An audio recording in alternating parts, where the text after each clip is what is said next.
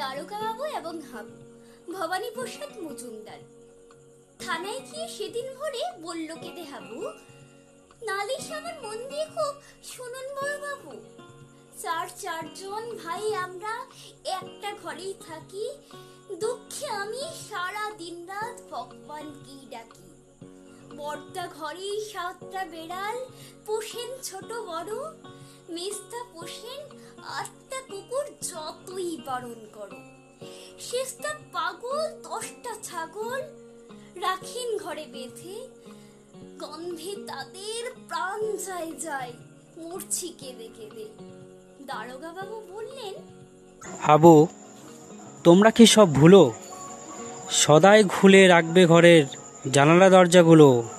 শুনেই হাবু বেজায় কাবু, বলল করুণ সুরে, 150 পোষা পায়রা আমার যাবেই যে সব উড়ে।